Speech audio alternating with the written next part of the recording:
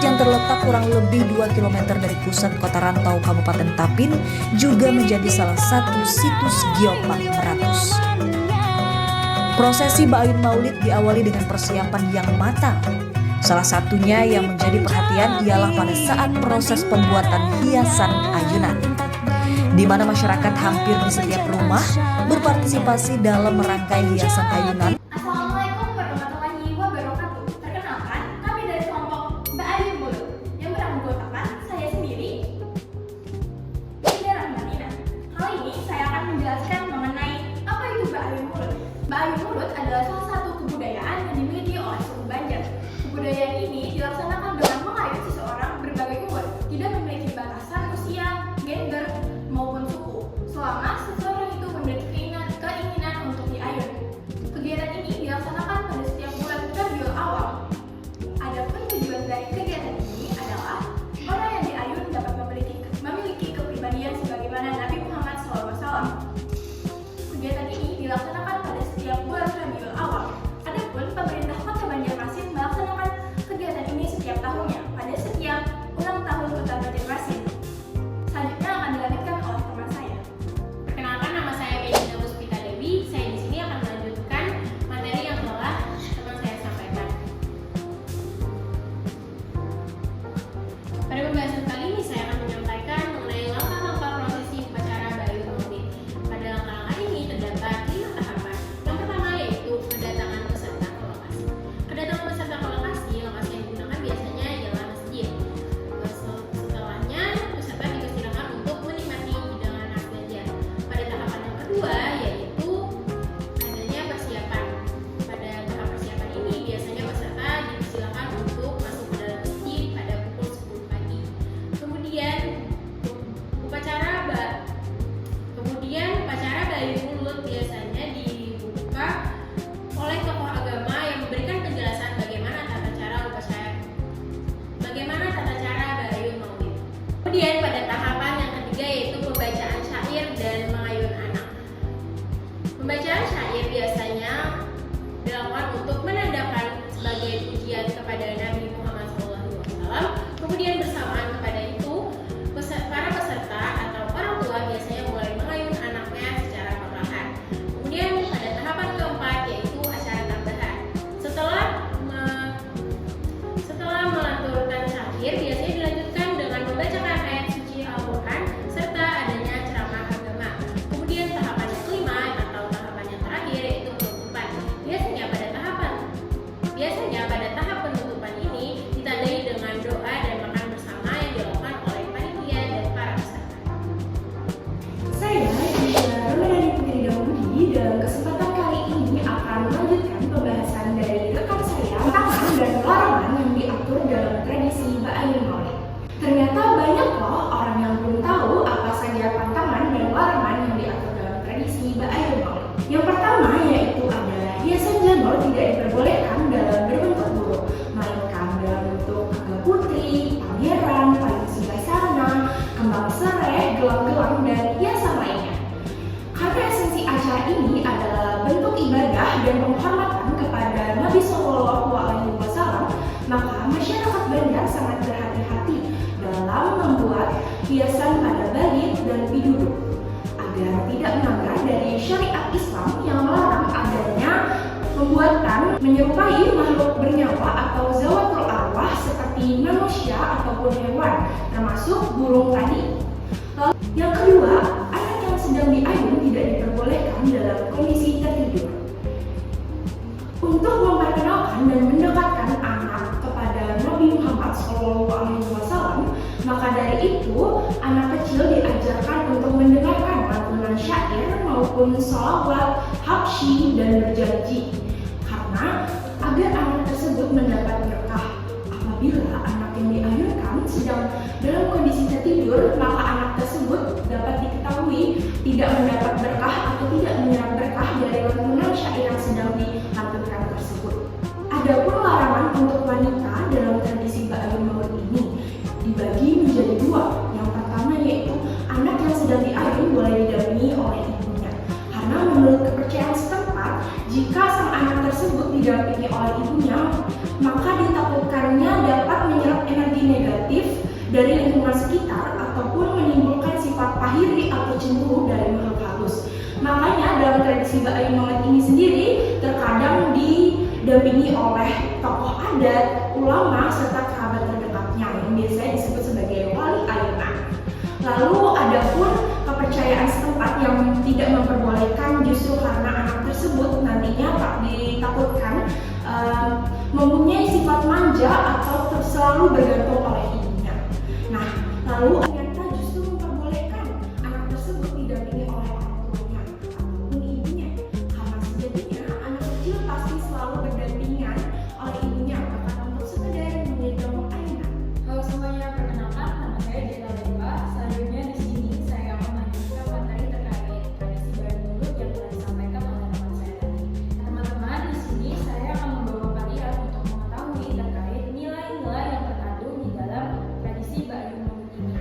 Di mana menurut Jurnal Pendidikan Kewarganegaraan yang ditulis oleh Wardiani pada tahun 2016, ia menuliskan bahwa tradisi itu sudah memiliki banyak sekali nilai-nilai positif yang dapat dirasakan oleh masyarakat yang terlibat dalam kegiatannya.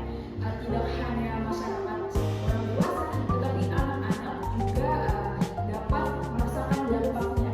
Karena nilai-nilai yang terkandung di dalam tradisi Ba'ayu Maulid ini itu sudah sejalan dengan nilai-nilai yang terkandung di dalam Pancasila sebagai pedoman hidup masyarakat Indonesia. Nah, kita akan membahas terkait dengan nilai yang terkandung dalam tradisi Ba'ayu Maulid ini, yaitu yang pertama mencerminkan ketaatan religius, di mana melalui tradisi Ba'ayu Maulid ini kita dapat meningkatkan ketaatan religius, karena tradisi Ba'ayu Maulid ini erat kaitannya dengan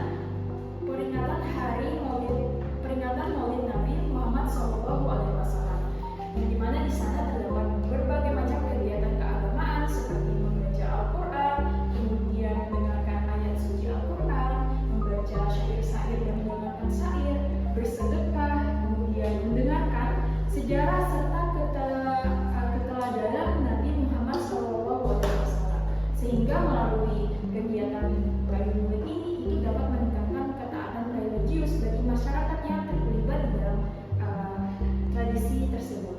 Kemudian ada nilai solidaritas sosial, di mana hal ini tuh dapat kita lihat sebelum tradisi Ba'ayu Maulid itu dilaksanakan.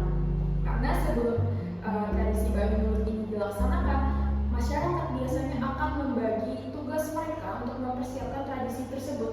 Nah, sehingga dengan pembagian tugas dan mempersiapkan tradisi ini, mereka dapat menjaga kebersamaan dan membangun kerjasama, kesetiaan kawan, serta rasa saling peduli dalam melaksanakan kegiatannya tadi. Kemudian ada nilai yang ketiga, yaitu melestarikan nilai budaya Indonesia. Nah, tradisi Ba'ayu Maulid ini menjadi salah satu bentuk pelestarian budaya lokal yang diwariskan secara turun-temurun. Karena pada dasarnya tradisi ini kan berasal dari Kesultanan Banjar, kemudian turun-temurun ke masyarakat Banjar sehingga masih diterapkan sampai sekarang dengan adanya upaya masyarakat Banjar dalam melestarikan nilai budaya ini itu sebagai sebuah upaya masyarakat Banjar untuk tetap menjaga identitas budaya daerah sebagai bagian dari kekayaan budaya nasional Indonesia. Kemudian ada nilai yang terakhir, yaitu memberikan nilai ekonomi bagi masyarakat Banjar. Karena tradisi ini dilaksanakan oleh masyarakat Banjar. Masyarakat Banjar biasanya mereka berdagang, menyediakan alat dan bahan, sehingga itu mendukung perekonomian daerah. Dan ritual ini sebelumnya kan dipandang sebagai warisan spiritual dan budaya masyarakat Banjar saja. Kan tetapi seiring berkembangnya zaman, tradisi ini berkembang menjadi festival daerah, di mana uniknya pemerintah Kota Banjarmasin itu turut melestarikan tradisi ini dan mendukung nilai ekonomi masyarakat Banjar melalui festival, melalui tradisi Ba'ayu Maulid ini, di mana pemerintah Kota Banjarmasin turut melestarikan tradisi Ba'ayu Maulid dengan menyelenggarakan setiap peringatan Maulid Nabi Muhammad dan Hari Jadi Kota Banjarmasin. Dan pada saat kegiatan festival Hari Jadi Kota Banjarmasin itu dilaksanakan,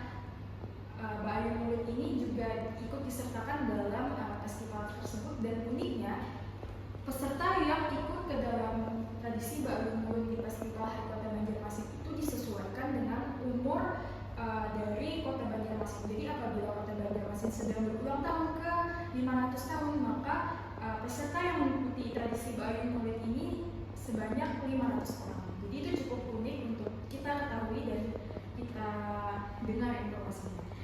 Mungkin itu saja nilai-nilai yang terkandung dari tradisi Bayun Maulid ini. Terima kasih. Perkenalkan, nama saya Dea Kashainata. Saya di sini melanjutkan pembahasan dari teman saya, dan pada kali ini saya akan menyampaikan mengenai alat dan bahan sajian yaitu bisa dikenal sebagai piduduk. Piduduk dalam tradisi Bayun Maulid bisa terdiri dari 3 komoditas beras, gula merah, kelapa, telur, jarum, benang, dan garam untuk laki-laki, dan garam plus minyak goreng untuk perempuan. Dan biasanya piduduk itu diletakkan dalam bongkar atau sasaran atau seperti wadah besar. Selain itu, selain piduduk kering, juga ada piduduk basah seperti kue apam, cucur, dan lontong ketan. Yang selanjutnya yaitu adalah ayunan dari 2-3 lapis kain, yaitu kain pertama bisa menggunakan kasirangan atau kain kapur berhalai, yaitu sarung tanpa jahitan. Lalu ada juga yang kayu pokok untuk menggantung ayunan dan tali tambang sebagai pemain. Lalu selanjutnya ada hiasan menggunakan bahan dasar jangan atau kunyit berbentuk ketupat, kambang sarai, galang-galangan, pisang, dan kue cincin. Lalu juga ada tepung tawar yang berisikan air doa, dalam mangkuk, dan daun pisang. Dalam piduduk, pasti setiap alat melambangkan nilai spiritual dan budaya khas Banjar. Seperti kain 3 lapis, yaitu yang melambangkan kesejahteraan berlapis, rohani, fisik, dan jiwa. Lalu piduduk dalam kelimpahan rezeki serta panjang umur. Tali melambangkan ikatan kuat ketauladan Nabi Muhammad SAW, sementara beras serta gula melambangkan kemakmuran dan batasnya hidup. Menurut sebagian kepercayaan masyarakat Banjar, piduduk juga bisa dipercaya sebagai mencegah gejala kepingitan atau kesurupan.